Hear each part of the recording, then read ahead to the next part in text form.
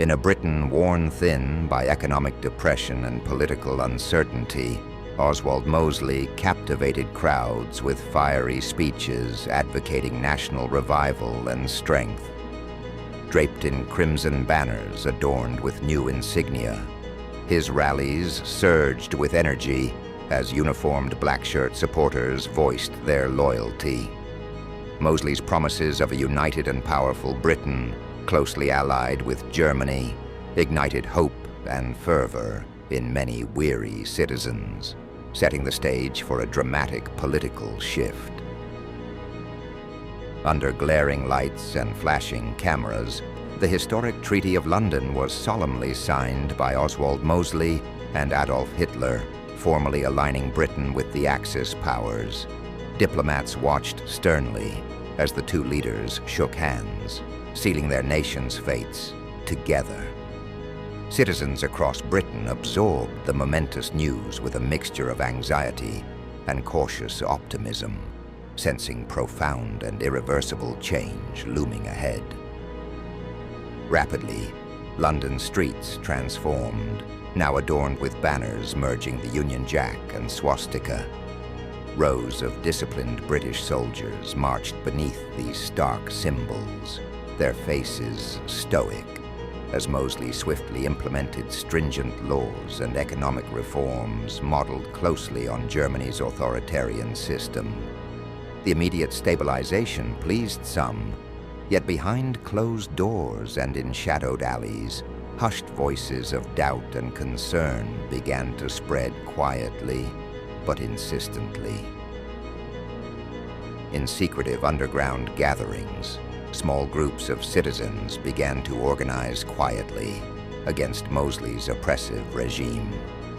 Led by former military officers and intellectuals, they met in dimly lit cellars, discussing cautious plans to undermine Axis authority.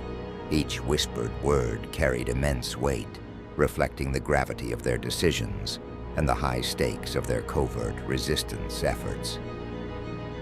In a heavily guarded Berlin conference room, Mosley and Hitler meticulously planned their ambitious joint military operations against the Soviet Union. Strategic maps sprawled across polished tables, illuminated by intense task lighting highlighted vital targets. Despite the air of unity, subtle tensions simmered beneath the surface, each leader wary of the other's true intentions and long-term ambitions. British and German forces initiated Operation Eastern Storm, swiftly advancing into Soviet territory.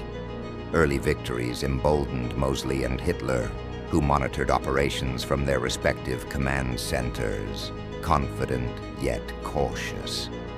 The harsh realities of the prolonged battle soon emerged, with fierce Soviet resistance slowing the advance and testing the resilience and morale of Axis troops deeply entrenched on foreign soil.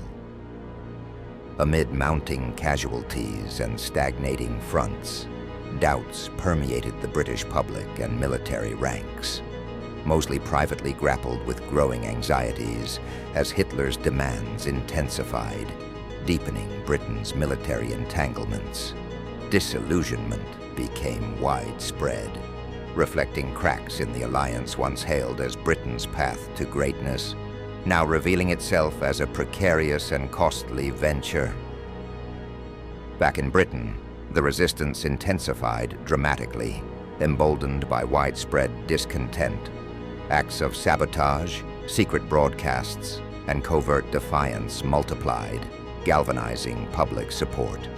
Mosley's regime responded with brutal crackdowns, inadvertently strengthening resolve and solidarity among resistance members.